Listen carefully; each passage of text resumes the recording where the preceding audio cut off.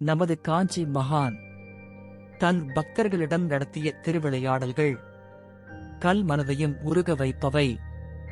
அவர் பலமுறை எதிர்காலத்தில் வரப்போகும் விபத்துகளை முன்பே அறிந்து பக்தர்களையும் மக்களையும் எச்சரித்தவர்.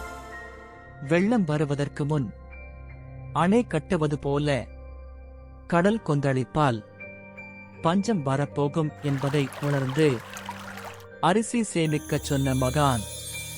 அதாவது 1964ஆம் ஆண்டு ஆரம்பத்திலேயே மடத்திற்கு அரிசி உபயம் அளிப்பவர்களை ராமேஸ்வரத்திற்கு அனுப்புங்கள் என்று பெரியவா கட்டளையிட்டார். ஏன் இவ்வளவு அரிசி? எதற்காக ராமேஸ்வரம்? மட மேலாளருக்கே புரியவில்லை. இதனால் பெரியவாளுக்கும் மட மேலாளருக்கும் மனஸ்தாபம் வந்துவிடுமோ என்ற சந்தர்ப்பங்களும் ஏற்பட்டது. ஆனால் பெரியவா தன் பிடிவாதத்தை விடவில்லை.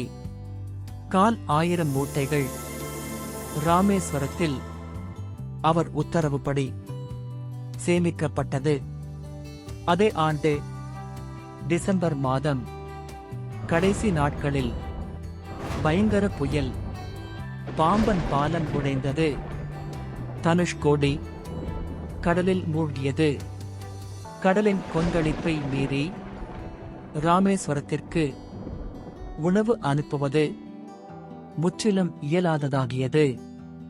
இந்த பயங்கர சூழலில் ராமேஸ்வரத்தில் சிக்கிக்கொண்ட 1000 மக்களின் பசியை தீர்த்தது முன்பே பெரியவா உத்தரவிட்ட அங்கே சேமித்து வைக்கப்பட்ட அரிசி மூட்டைகள்தான்.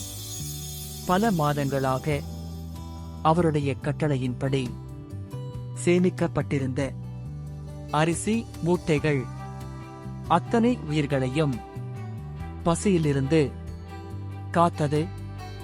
அப்போது பக்தர்களும் மக்களும் மெய்ச்சிலிர்த்து சொன்னார்கள், ஜெய ஜெய சங்கர, ஹர ஹர சங்கரா. இணைந்திருங்கள் என்றென்றும் KMP பக்தி இறைப்பணியில் உங்களுக்காக.